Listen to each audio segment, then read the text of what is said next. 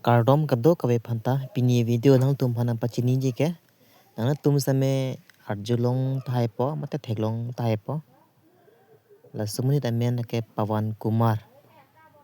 MEC member of autonomous council Karbiang lo autonomous council six schedule arlo ke non tribal atum ke vota joglong le pusi di kachesong ko ne ajer ding klui pendi kachesong stame isi mang humi miki nang tum same lang ik thaja ni le photo tar tan la photo tar tan lage anu ka prekri lo dei Karbiang autonomous council handi MAC la ne li ningkan photrol ke man cha li lage ningkan kre follow 15 years complete lo kini lo nonta ardu pen ke ML etiket ke hang non je pa che sik bom lo chini ma lagi isi mang hume melo dei Karbiang long ara tum ku pisi matha po la Pawan Kumar la ke tribal la khai kali lagi non tribal bihari lagi aprang ko na pen gawang ne sta me non pang la da Karbiang long dun koglo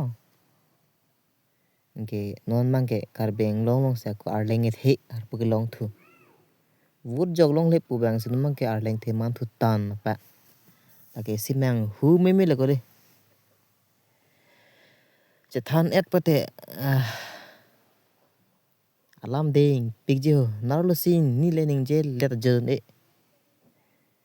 same ni li thi hek pan seng than lo ilitum non tribal phan jong si arleng the ta paman long le deji pen long le patan pa long le deji pate ilitum prang si ke ilitum ri imithang khai he itum kachipare nang je son do pik lang number 1 la ke di kichiki be so phan long le ka chojor number 1 ke chok chelo lapen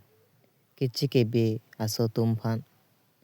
di long le ki pitap ki pek thap di room bhara amen pen di kichiki be aso tuman kapat do lahai pen masinon mang ke banang chod dali la Pawan Kumar la ke kupli humusti pen yo lang tha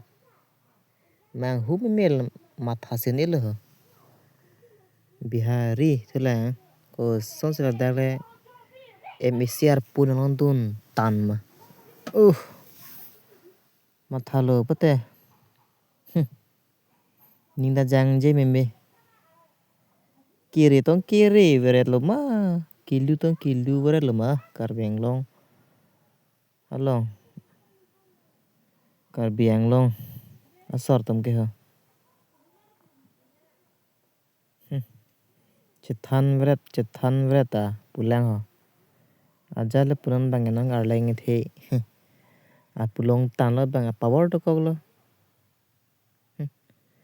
long le pu bang sono mang ke bang sono le hem phu pina